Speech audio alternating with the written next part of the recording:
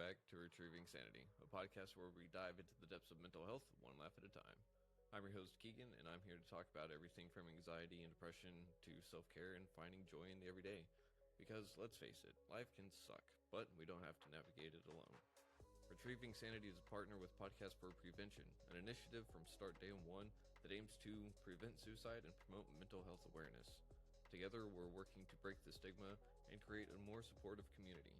So, grab a cup of coffee, sit back, relax, and let's retrieve our sanity together.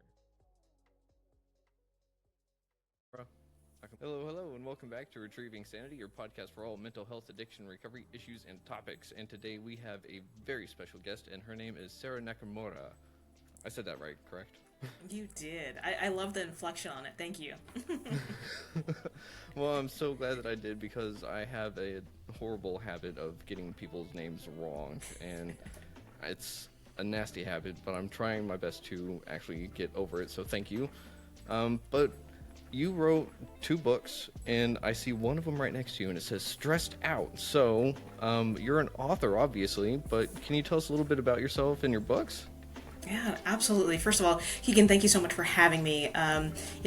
We have gotten into such a different space and world, these days with mental health and not talking about it. So thank you for having this platform to shed some more light on it, to give people some insights and, to have this conversation, because many times we don't, and we don't, talk about it enough, and we don't make it a normal conversation. So thank you for that. Of course. Yeah. As you said, my name is Sara Nakamura. My book is called Stressed Out and Don't Know What to Do. That's what happens is, people get stressed. They don't know what to do with their lives. They don't know how to recover from it. They don't know how they got there. They don't know what to do next. And, I came from the corporate world. A little bit about my story is I live in Las Vegas. I grew up here, but I'm from Hawaii. So, the relaxation, the chill vibe, that's my heritage, that's my family. But growing up in Vegas, it's such a fast-paced world, 24/7 town. People call it Sin City. Everywhere you look, people are chasing something. Whether it's, in the casino, or whether it's, in relationships, or just that fun. You know what I mean? People come to Vegas to escape their lives. And, I got caught up in, that cycle. I got caught up in the cycle of working too much. And I'm sure you got a few people out here that are listening that get caught up in in working too much. Yeah. Yeah. I mean, if we talk about addiction, it doesn't necessarily have to be about substances, and we can go down that path, but definitely I see so many people addicted to their phones, addicted to social media, addicted to just chasing something, that next dopamine hit, right? And for me, it was work. I worked in the hospitality industry. I was a food and beverage manager, and I was the only one that could do what I did at the time. I had over 200 employees under me, and I got exhausted, overwhelmed, and burnt out, which is the subtitle of the book. And, I got burnt out in the sense that my hair was falling out. I was having heart palpitations. Every time I walked into my office, I was just having a little bit of going on. And I didn't know that wasn't normal, because guess what? Everyone else around me was doing the same thing. And so we kind of worked like a badge of honor in the sense of, hey, I worked 6 days this week. Well, you know what? I worked 6 days and 14 hours, yesterday. So, you kind of have this little competition that kind of goes on with the people around you. And, it became one of those things where I almost had a nervous breakdown. I didn't know what that was at the time. But I walked into work one day, and it was about 5 o'clock in the morning, and my boss just went off on one of my coworkers because she sat down and had a cup of coffee. She just needed a little reprieve, a little bit of a break. And in that moment, I just went, I can't handle this anymore. I got a phone call from home. When you get a phone call at 5 o'clock in the morning, it's not good. And my dog died. And that was my last straw. Keegan, I just went, I'm done with this. I'm done with this life. I'm done with this, this kind of lifestyle. Mm-hmm. And I went into something totally different. I went into the health field. I became this massage therapist. Going from one fast-paced environment to quite the opposite. That's interesting. Absolutely. It was the one place where I knew that if I could, be relieved in my tension and my stress levels, that if I could do that for somebody else, how I knew it felt for me, that's what I wanted to do with my life. And so that's what I did. I became a health coach. I've helped people with their nutrition, with working out, with becoming a personal trainer. I did so many of these different things in the health world to kind of, just really make things come together for myself, but also for other people. Because what do we do a lot of times? We kind of go outwardly and we go, okay, what's good for other people? We don't necessarily look out for ourselves. Yeah. Right? I'm sure you know that. Oh yeah, plenty. Had that a little bit yourself, But that's where I came from in all of this. But what started happening is that I started again getting burnt out because I wanted to help everybody. And so I started to get exhausted. I started to get overwhelmed and I burnt out again. And so what I realized was you can't just have it in one area of your life.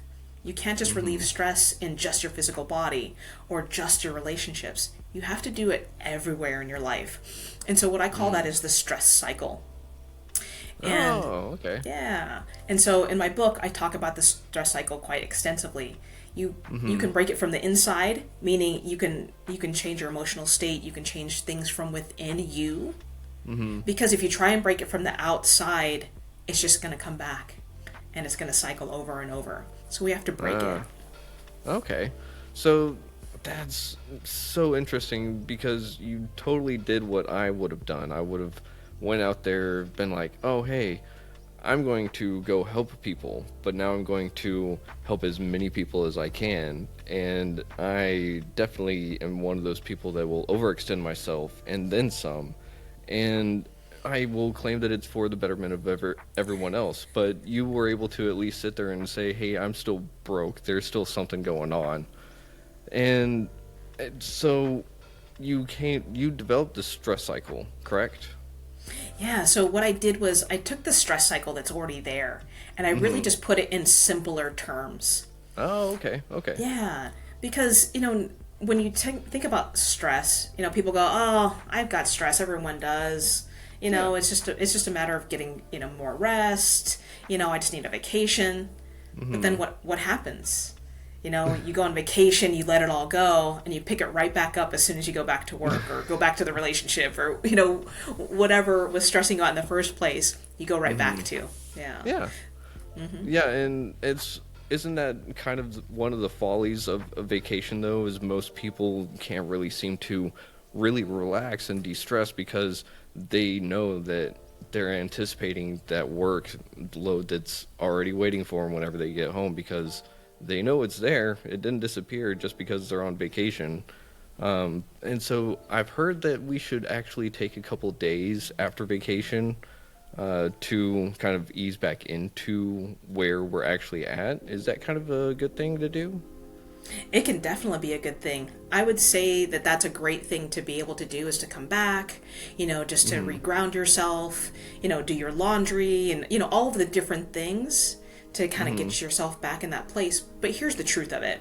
The truth is, you've got 7 days off and what do you want to do? Do you want to, take a day off and relax before and a day, to recuperate? Most people don't. They want to go all the way, spend every minute they can at the resort or, as much as they can. Because most people honestly don't even get 7 days off these days. It's a long weekend or it's, something along those lines. So in an ideal world, absolutely take that time to recenter yourself. But what I would suggest though is to not have a vacation to escape your life. Have a vacation to extend what is already going on for you and go, hey, you know what?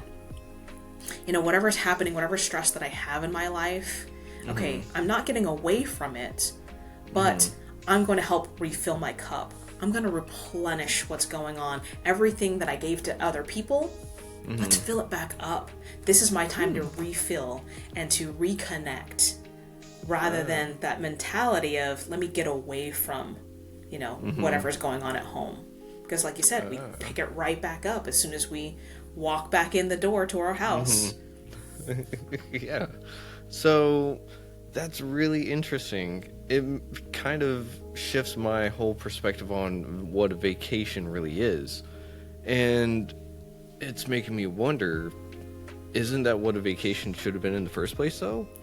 Going to do things you will want to go do, not necessarily just as an escape from reality, but it's something that you want to go do. I mean, everyone wants to escape from reality nowadays, but what would the ideal vacation look like to you? Ideal vacation.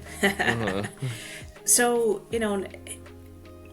to me, well, it depends on where you are in your life, right? So there's times in my life where I want the comfort. I want to go someplace and do something that I've already done that I know that I love. You know what I mean? So if it's, going to California and seeing my family, I just know that if we get to the beach, that's going to be, the icing on top of it. But to be able to reconnect with my family, how I grew up with my cousins, I don't have any siblings, so my cousins are like my brothers. And so to be able to have a vacation where I go see them, and, if we go out to dinner, great. If we stay at home, make dinner together, great. Again, if we hit the beach because the weather's gorgeous, fantastic. But if not, that's all okay too.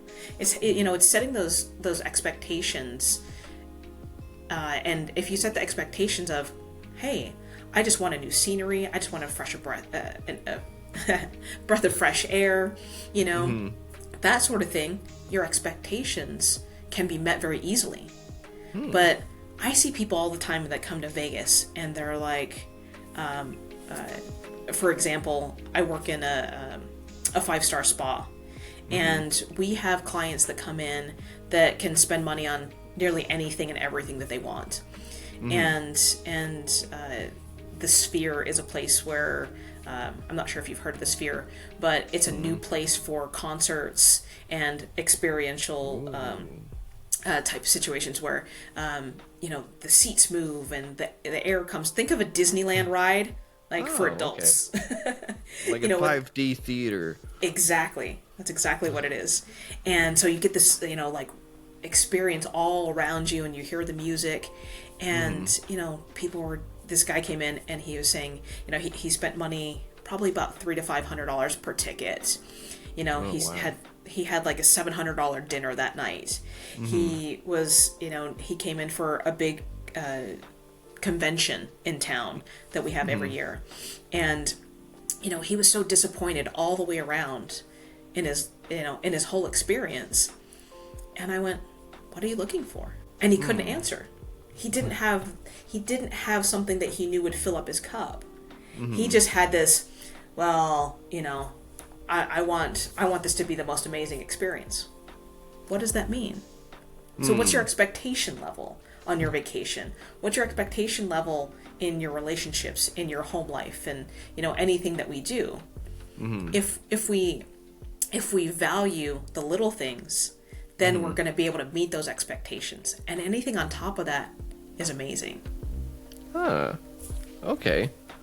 I love that, because that gives a lot of flexibility for a vacation and what someone could consider a vacation. So I guess after COVID, a staycation was kind of the go-to thing, because we couldn't really go anywhere. But it does seem like a vacation is more about the mindset, not so much the travel. Or, well, travel is good for the soul, but it's not necessary for a vacation, I guess, is the key point. Sure, not necessarily. And on the other hand of things, I also love going to places I've never been, never experienced, food I've never tasted before. You know what I mean? A site that I've never seen before, a building, a museum. You know what I mean? And when we look at things from a curiosity standpoint, then we go, oh, what can we do with this? What's next? What's around the corner? And you can be delightfully, it can be a delight rather than an expectation that everything is going to be great. Yeah, it does seem that expectations can be quite a hindrance on everything, especially vacation, because it's supposed to be stress-free. It's supposed to be replenishing, and whenever you're stressed about it, it just does not do any of those things. But whenever it comes to expectations, what do we do about expectations? Because, I mean, expectations are second nature for basically anyone and everyone, aren't they? Yeah, absolutely. So, we can either have an expectation of meeting it, exceeding it, or, not even getting to it. But here's the thing, is that if expectations aren't met, do you internalize it? Do you take it in and go, it's going to ruin my entire time? Or do you go, hey, that's just information. That didn't work out because something else is supposed to happen. Or take more responsibility. That didn't work out. What can I do to shift this? So depending on where you want to come from. And I'll tell you, I mean, I would love to say that we can always come from a, how do we make this better? I'm going to be, on the higher end of things and make things great. That's great. We'll help you with tools to do that. But truthfully, when you're emotionally exhausted, when you've gotten off a plane, when you're tired, that's not always going to happen. When you're hangry, that's not always the case. So worst case scenario is things don't go right for you. What can you do in that one moment? And I mean, there's so many people that talk about breathing, and that's the basics. It really is the basics. The Navy SEALs do it. They do the box breathing, which I'm sure many of you have heard about. That inhale, count to 4, hold it for 4, exhale for 4. It really just brings you into present moment. And when you're in present moment, then you can just reevaluate what else is around you. What else can we do? It doesn't have to be anything fancy. It doesn't have to be anything too exciting. But what it does is helps to ground you. And instead of being mad at somebody else for, they made you wait 2 more minutes, or whether, you had to wait in a longer line because somebody had a problem or a challenge, and now, you're behind on what you thought you were going to have dinner at 7 o'clock on the dot. Things happen. And so it's just information, whether we hold on to it or whether we let it go. So what happens a lot of times is we hold on to it, and then they come see me and get a massage and go, I've got tension, I've got a pain in my neck, Sarah. And I sometimes go, who's your pain in the neck? Because it's not just about the situation. It's who we attach it to. You know what I mean? And then we don't take that responsibility. Yeah. And it's easier to blame somebody else, But when we show up for ourselves, when we go, okay, what's my part in this communication? Which leads me to self-awareness. The self-awareness and communication. That's the second book. Okay. And when we come to realize what my part is, what my role is in communicating, have I articulated to you what I'm looking for? Did you agree to have that expectation of, a service or a conversation, or meet me at this certain time? Or did I not communicate that well? And then I'm sitting there waiting for you at a restaurant, and we have our times mixed up, right? It happens a lot in the real world these days, because we're on Zoom, we're on on the digitals all the time, and with the different time zones. I'm sure it's happened. Someone says, okay, I'll meet you at 4 o'clock. Well, they're on Mountain Time, or I'm on Pacific Time. And we kind of have our wires crossed. So what's our responsibility? What's our expectation? Do we check in with somebody and go, hey, I'm running on time, are you? Rather than it's 5 minutes past the time and then go, oh, by the way, I'm running late. You know what I mean? So So when you get ahead of it, you can really have a good connection with somebody rather than, the anxiousness of where's that person at, or they've already disappointed me, or I've let them down. So yeah. That's awesome. And so it sounds like you really shouldn't, well, I shouldn't say you, I shouldn't put expectations on expectations, if that makes sense. I shouldn't expect myself to handle an expectation a certain way every single time, because it's not going to be every single time that situation plays out the same way, right? And so I love that getting ahead of the expectation. Can you tell me, like, getting ahead of it though, like, because some people have terrible anxiety, and a lot of that comes from fear of expectations, or that false expectations appearing real, So how can someone with anxiety get over, like, oh, they were supposed to meet me here, but I haven't heard from them or anything? And yeah, it is a digital world, so we have those text apps that track people's phones and everything, So before someone gets to the stage of panic checking their phone before, what can someone do to sit there and kind of catch themselves in the moment whenever if they're able to catch themselves with the breathing? What else can they do to really eliminate their stress around that moment? Does that make sense? Sure, absolutely. And I think the fear analogy, is it real? Of course it's real. It's real to that person. It's whatever we make out of it, and it doesn't mean that it's real to you. But if it's real to me, my body's definitely going to react to it. I am going to have those heart palpitations. I am going to, have shortness of breath. I am going to sweat. I am going to have my hair fall out. Those are signs from my body telling me that I'm stressed. And when you start to recognize the pattern, like my hair started coming out for months and months before I realized that I had severe anxiety, before I realized that I was having panic attacks. I had no idea what that was, because nobody said, hey, Sarah, you know what? I think you're having a panic attack. They didn't. I mean, who's going to connect with you and let you in on that? It doesn't happen too often. So when we start to understand and recognize in our own selves, communicate with our own bodies, our bodies will talk to us. Our bodies are always communicating. And so when you start to have that anxiety that you're talking about, again, bringing yourself back to present moment, here's 3 things I love to share with people. And it's about connecting to your body. So again, the self-awareness and communication, and breaking the stress cycle. 2 different books bringing it together. But here's the thing, is that, when we start to get elevated and you start feeling yourself breathing a little bit heavier, there's a point in acupressure. It's called the CV17. CV17. It's in the center of your chest. Just start rubbing it. You know how, like, when you have a pet, an animal, a dog, and you come up to them and you start rubbing their chest and they start to calm down? It works with us too. What? Yep. It's an acupressure point.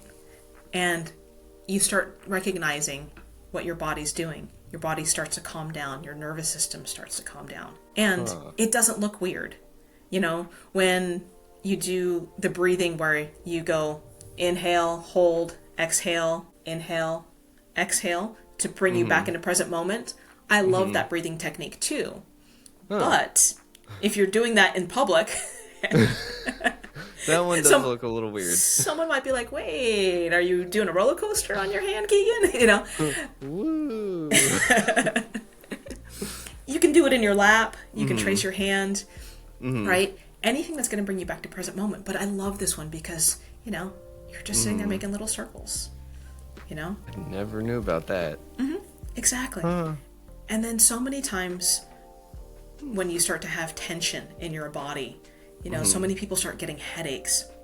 Yeah. Number 1, hydration. Hydration. Hydration's the key to so many things these days.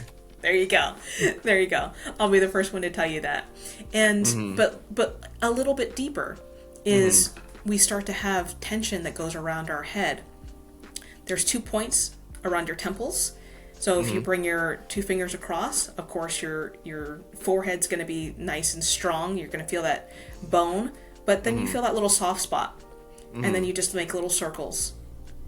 What that does is relieve some of the tension around your head, and it starts to become a trigger for your body to go, oh, let me release what's on my mind if I'm overthinking, if there's too much happening, too much going on. It serves as 2 purposes. Like I said, it brings you, it gets you grounded. It brings something to have a trigger for you to physically do, and it relieves the actual muscles around your head and face. So that's when you're getting in your head too much. And then a lot of times when we're talking too much or we don't know what to say, where do we bring that in? Our throat and our mouth. So now, again, do the same thing. Bring down your 2 fingers to the soft part of your jaw. Some people it's a little bit harder because it's really tight. And make little circles here. This is your masseter muscle. Your masseter muscle is the strongest muscle in your body. It helps you chew. It helps you speak. And when we're not speaking properly, we're holding things in. We're holding those emotions in. We're holding that anger, frustration, sadness in. When we're able to release this, again, it's a trigger. Physical trigger to release it, release the muscles. But it's also an emotional trigger to let go of whatever is holding you back, whatever you're not saying, whatever you're not expressing. So those are 3 ways that you can, take that anxiety, bring it back in, start to mitigate it, and you can do that and get ahead of your anxiety, get ahead of what's happening, and really speak into your body, connect to your body. And then when you realize that, okay, you're just in a space. If I'm late, I'm late. Traffic is going to be traffic. But we can also then look at our language. So that's a physical way to do it. And an emotional way to do it. Let's look at our language. Okay. Our language speaks volumes. So if I'm saying, you know what, I'm always late. Keegan, I'm gonna meet you at this time, but I'm always late. What's going to happen? Is I tell my mind that, I tell my subconscious that, and I make myself late. I used to be late for everything. Because I was the one that was like, hey, you know me, I'm always late. So everyone expected that for me, and I expected it for myself. So I changed the script. I had a client that I did this with, and I'm like, okay, Lisa, now let's change it to, I'm just on time. You don't need to set the expectation to fail of, I'm 5 minutes early, because a lot of people think that. They think that's the solution. And if that's the solution for you, great. But what I like to say is, I'm just on time. I'm just on time. And then it clears this path energetically. It clears a path for you to leave the house, to go, to remember your keys, to remember your, whatever you need to bring with you, and to set yourself up for success. So that's another way to get ahead of it, is start forming those habits and listening to your language. That's very interesting. And I love that, because the first thing that popped into my mind was Gandalf from Lord of the Rings. Because a wizard is never late, and he is always on time. So, and that's great though, because it seem that would really kind of, yeah, I like that. That mindset is perfect for someone such as myself. But I've got to say that chest rub one, that one is just tripping me out for some reason. And I think it's just because, like, you mentioned that it works on animals, and so it's like, oh yeah, we are animals. Duh. But getting ahead of these expectations and getting ahead of, well, maybe not our bad self per se, because there is not a bad self, but getting ahead of these expectations and everything is great. But what do we do whenever we've gotten to that spot of being able to release, to kind of get that stress relief? Because it's not found just being present in that moment. It's found elsewhere-ish, right? Yeah. So a few things about that is and if I can go back to what you were saying earlier, when you said, "Oh, we shouldn't do it this way." Well, if we should it on ourselves, right? You've heard that, right? Yep. But instead of shooting on ourselves, it's what can we do? Again, back to that possibilities rather than I should have called, I should have said this, I should have done that. It's what could I have done? What can I do? What will I do next time? So bring it back to that shift in language. Number one. Yeah. Number two, find out something that will positively be resourceful for you. Because what happens a lot of times is we feel like we've run out of resources. We feel like we don't have a choice. We feel like I can't do something. You know, like I'm stuck between a rock and a hard place is what a lot of people say. Or I had no choice. I had to go do that. Yes, we have a choice. We had a choice to shut down. We have a choice not to do something. Now, is it easier sometimes? Absolutely. And sometimes when we feel like we can't do anything, what I do is I do what's called the ICARE system. And it's a short, sweet little thing if I can explain it. So ICARE is an acronym. ICARE. I stands for go inside of myself.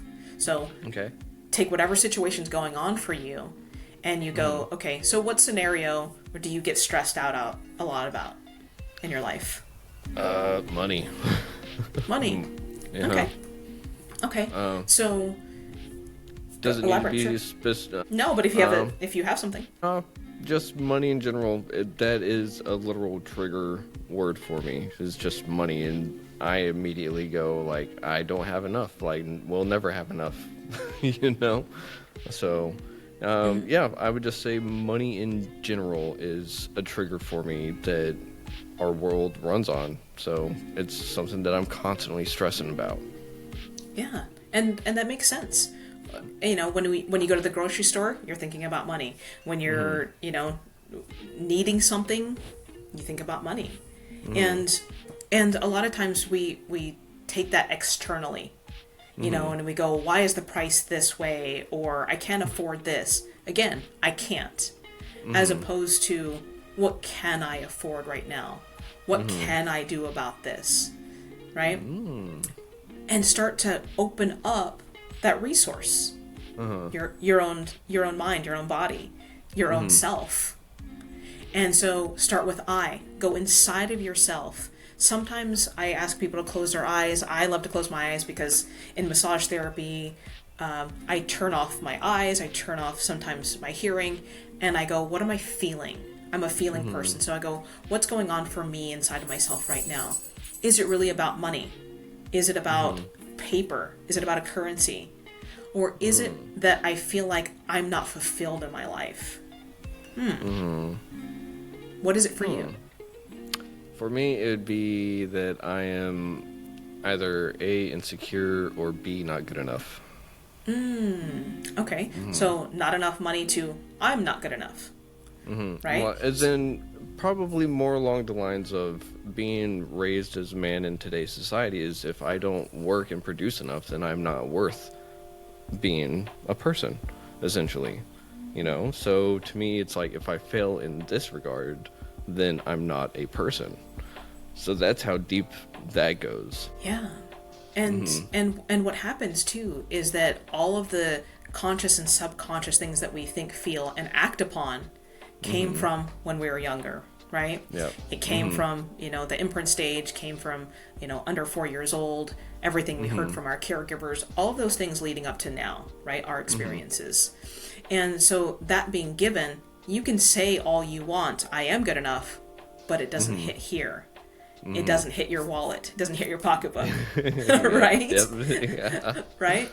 So when I go inside of myself, or when you go inside of yourself, the I and I care is what resource do I have that I can be enough? What resource do I have that I am or have enough resources, money?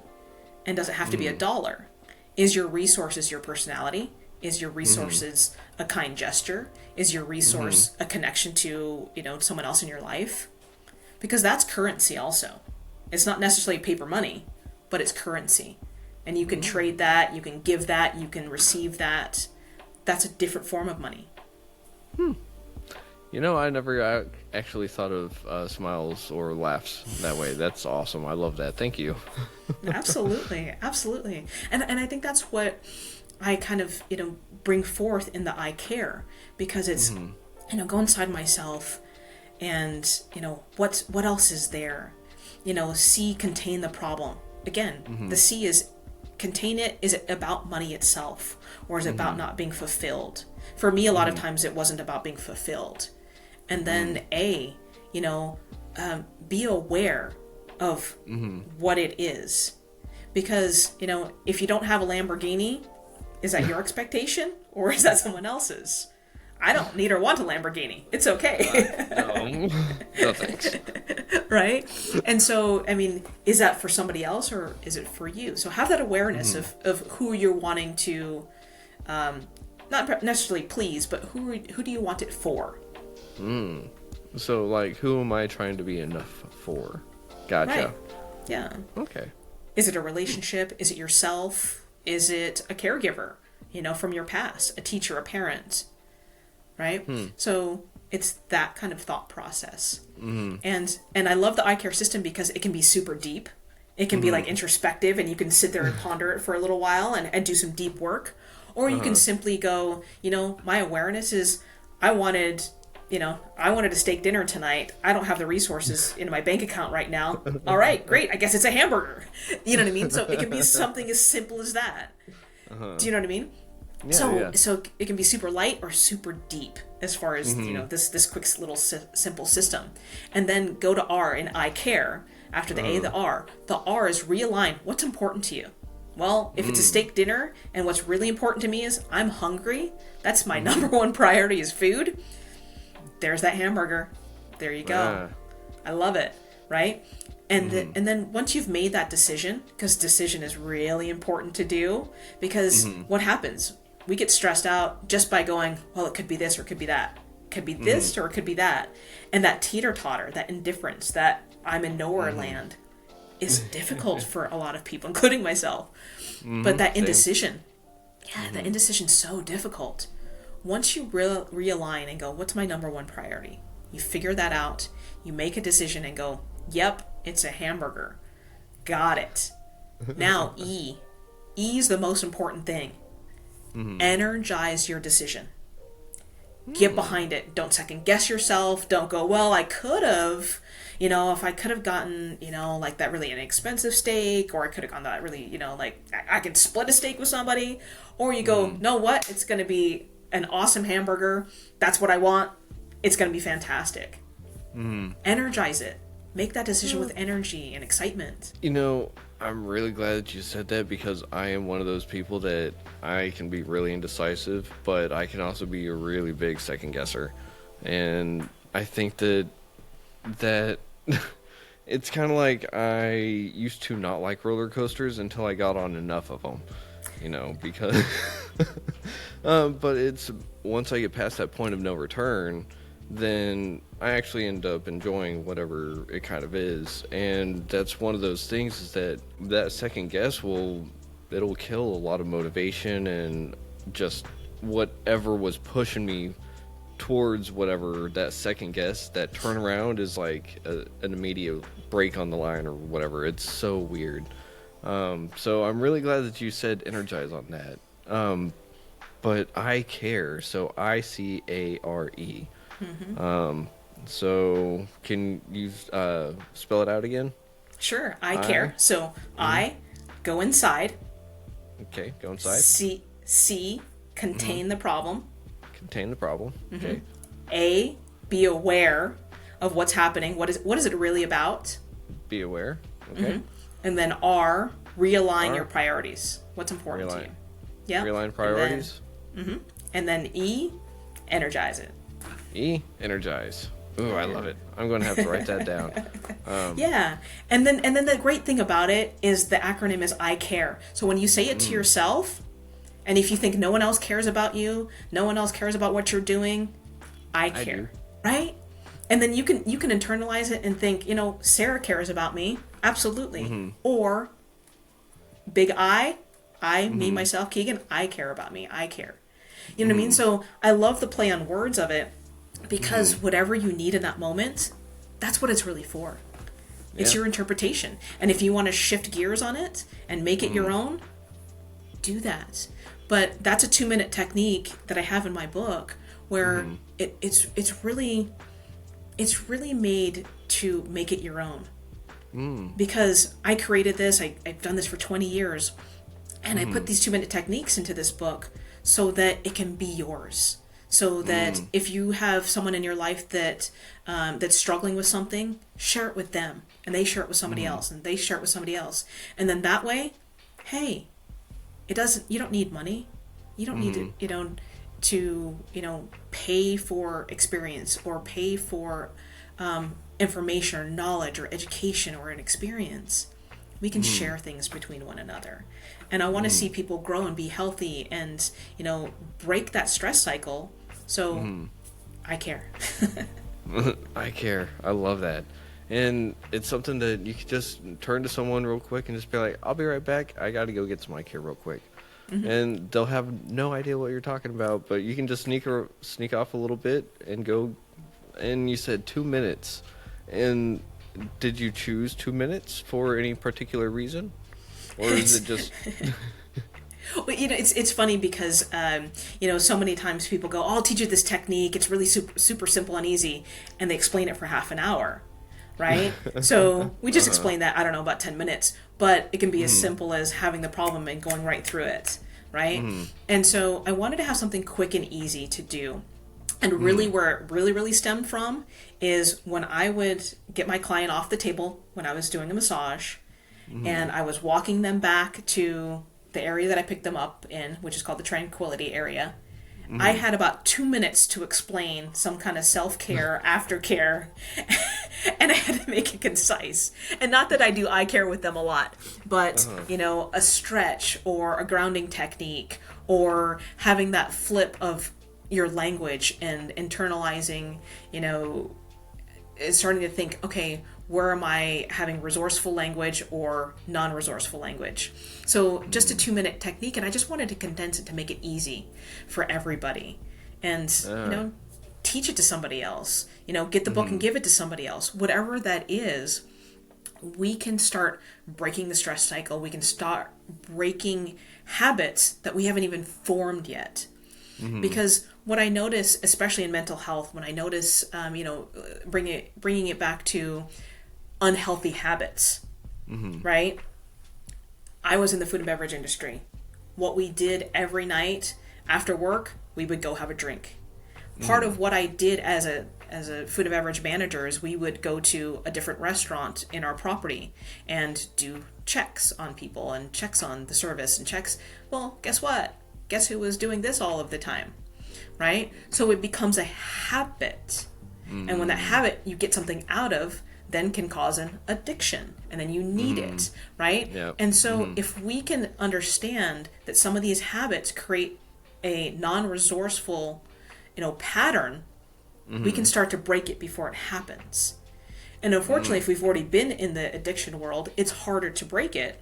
But you can break that pattern before you start going in another direction with another bad habit and another addiction, because that's the propensity, right? Once you are removed from one situation, we have a propensity to go down another path with something else.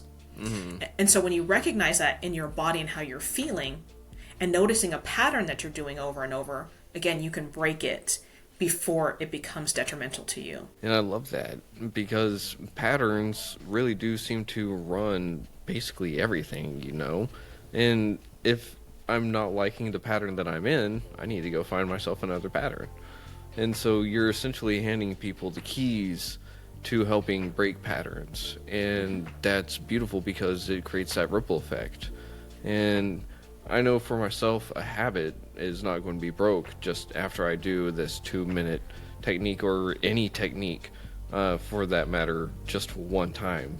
It's something that I know I need to do a few times, or however many times, and even once it starts to really dig its feet into my brain, I need to keep doing it, because the trauma is already there. It's been enforced by society and everything, so it's been going on for like, what, 32 years?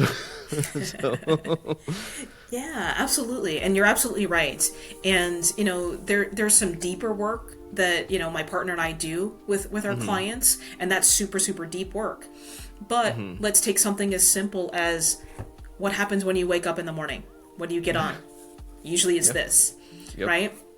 And to break myself of that habit, because I started like, oh, somebody needs me. Who needs me at 6:30 in the morning? Nobody. Maybe that one time out of however many years. But truly, we want to reconnect. We want to get that dopamine hit. We want to feel alive. And instead of picking this up, the first thing that I do in the morning, other than hitting snooze every once in a while, but or just turning off my alarm, is the first thing that I do is I pick up a glass of water. I have a glass of water next to my bed, and I go through a couple mental things, but for a physical action, I pick up my glass of water, I halfway get out of bed, and I drink a glass of water. Number one, that's my first glass of hydration, which I promote very heavily as hydration. But it gives you a good habit to start your day. Hydration, starts your digestive system. It starts your whole momentum of, the restroom part, right? Yeah. It helps for healthy digestion, right? So, and I don't drink coffee. So, it's one of those things where, again, you start replacing good things with other things before it becomes something that's not resourceful for you. So I have, a more than amazing routine that I'll share with your audience. Okay. I can give it away. If you go to free gift from Sara, SARA, freegiftfromsara.com. I did a little training on it, so go to that. You can listen to it however you want to, whichever platform you're on.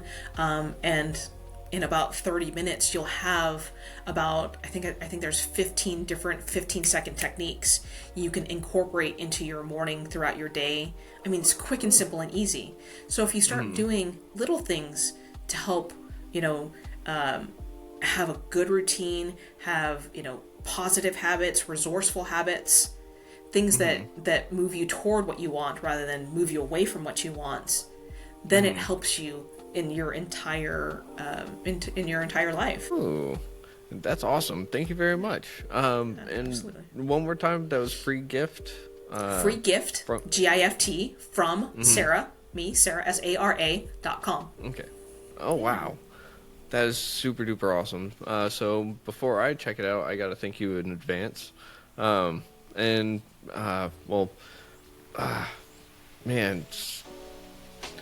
free gifts. I wish I had more of a gift I could do besides just putting this out there for everyone. But, I mean, I guess that's why you came on the show, is to help get people to help break their stress cycles so that they can find some stress relief. One of my questions, though, is whenever they start breaking and replacing them, they have to be careful with what exactly they're replacing it with, right? Because they need to make that habit something that pours into their cup. But what happens if someone is super indecisive of what to do? Because they have that free gift from you. So how could someone pick between all those different techniques? Which one works best? Trial and error? So essentially with that gift that I'm giving you is, I'll share the first couple with you. I wake up in the morning, and the first thing that I do is go through either a mantra or something that's gone on for me that I want to be more resourceful with. So if I haven't been feeling well, it's I feel amazing today. I'm healthy today. I have energy today.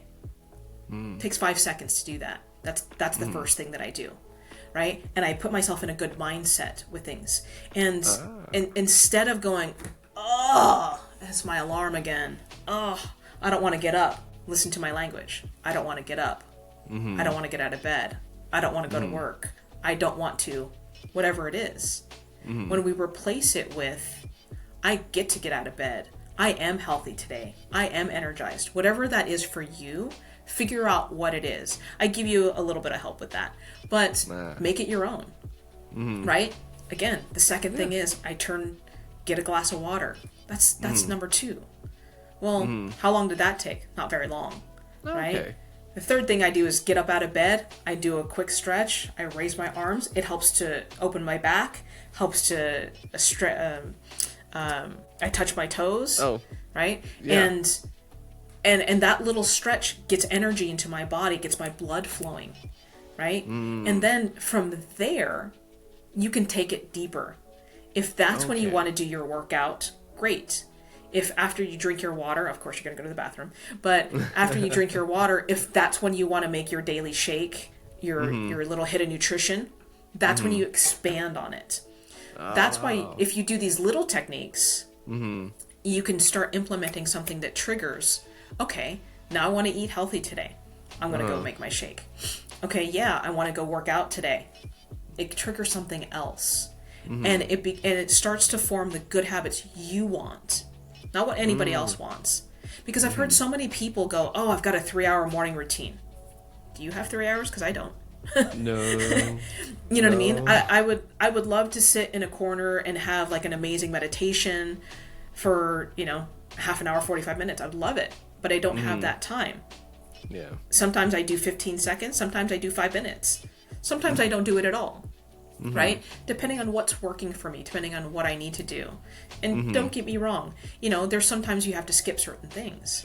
But here's the thing, Keegan, if you set out to do 15 simple 15-second exercises and you do 5, fantastic. Good job. You did 5 great things. As opposed to my bed's unmade. Nothing. I didn't hydrate today. I didn't do anything, because at the end of the day, I'm going to imagine you're similar to me, is we start ruminating at the end of the night. Yeah. I didn't get this done. I didn't make what I thought I was going to make. I didn't close the sale. I didn't get that client. I didn't, XYZ. You go, you know what? I got my hydration in today. Good job. Yeah, I did make my bed today. Yeah, I did have my nutrition shake today. Whatever it is, you get to set your own rules. You get to set your own goals. But this just gives you a platform and a jumping off space to start to form better habits and to start thinking more resourceful. Right? Because if plan A doesn't work, what's plan C, D, E, F? Because we're going to fail, we're going to fail, we're going to fail, we're going to fail. But if you keep getting up, when's that one time you are going to hit your expectation or hit that goal or hit the thing you want to do? Yeah. It makes you sleep better at night. Yeah, I can imagine so. And I love it because you're really just helping people break those stress cycles. You're helping people start the day off right. And those two things right there are, just, I think, key to mental health. Because all of them, if I don't have a good start to my day, then the rest of the day can just be, downright awful. And then if I am stuck in those stress cycles, then nothing is going to change. And then that's not what I'm trying to do. But one of the things I wanted to ask you was, whenever we talked about vacations way back at the beginning, you had said to have vacations replenish you. So, and that's kind of what we've essentially expanded on this whole time, I would kind of say, but we not expanded on. We went into a couple of rabbit holes, right? So how many more rabbit holes do you think you got? Oh, I could go down lots of different rabbit holes. Then I want to ask you real quick. I want to have everyone on the show multiple times. So can we expect to see you on the show because we are nearing the end of this episode? So we could see you on, I don't know, in a few more months. Kind of see where life's been. See if I can't break some stress cycles of myself. and I don't know, maybe start some new habits. Absolutely. Absolutely. I would love to reconnect, and anybody out there that wants to have, some good replacements and some good habit forming, again, go to freegiftfromsara.com. But even further than that is don't just listen to it, actually implement it. Because, we're starting a wellness program, a well-being program. And it's a drug-free way to help let go of some extra pounds, to help have mental and clarity, and to really focus on your goals. And we're doing this as a 6-week program. And really what I want to emphasize is that sometimes the way we've been doing things hasn't been resourceful. We've been talking about that. And what happens when we get into midlife, this is about midlife motivation. We get into midlife, the things that we used to do don't work anymore. So we have to create different habits, different mindset. We have to move forward and do something a little bit different than we did in the past. Our metabolism changes, our energy levels change, our hormone levels change. And so when we take midlife as something that's different than what we did in the past and move forward with in the future, we can address the differences in our metabolism slowing down. We introduce things like nootropics, things that like a GLP-1 that's not like Ozempic, something that's a little caramel that you chew instead of taking a shot of a drug, right? It's something that where we replace those bad habits of eating too much with something healthy into your body, so we can have a way to burn calories faster. So again, that's how midlife is. We have to change something in the present to get the same results that we did in the past to have a better future. So absolutely, that's where we're going in our next phase. And so the next time we connect, I'd love to talk about that even more. Yes, I would absolutely love that. And it works because it gives both of us a little bit of a buffer to kind of work on everything and see how everything develops. So that is absolutely amazing. And real quick, let's plug in your books one more time. Stressed Out and Don't Know What to Do. And what else? And the second book is called Self-Awareness in Communication. And real quick about this book, if you have a second, is you talked about the ripple effect. So if you see the white ripple with the feather, challenging story is one of my really good friends. Her name is Kat. She unfortunately passed away due to lack of communication, lack of resources, and a misunderstanding, lack of communication. Her and her husband both died on the same night and left her 3 children behind. The oldest was 13 at the time. This happened last year. And I told her family that I would finish and publish her book, which is what this is. So this is a heart space project. So 100% of the sale of this book, go get this book, 100% of the sales of this book go to her 3 kids. Oh, that's awesome. And it will help you with, again, having that self-awareness in your relationships and the communication that you have with yourself and with others. And for anybody that wants to comment in this section and reach out to me, I will walk through some of the techniques in this book with you for free, just as a thank you for getting that book. And it's something that you and I can kind of touch base about too and set some goals. And if anyone wants to set some goals around 2020, when we're, still in the early months of 2025, let's do it. I want to help as many people as I can. That's my midlife motivation, message to everybody this year. So awesome. However I can help you, I want to. That's awesome. And that is so sweet of you. And I just commend you on that book.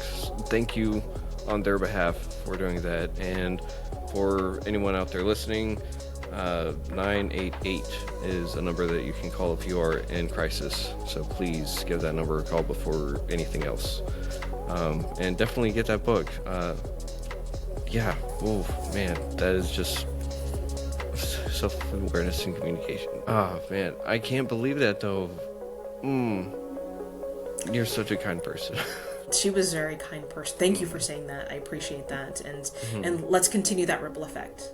Let's continue to helping other people with the challenges that they have, and get to some people before they have the challenges that they are about to have, and get and seek help that you need. If it's 988, if it's seeking out a professional, if it's getting some guidance, whatever that is for you.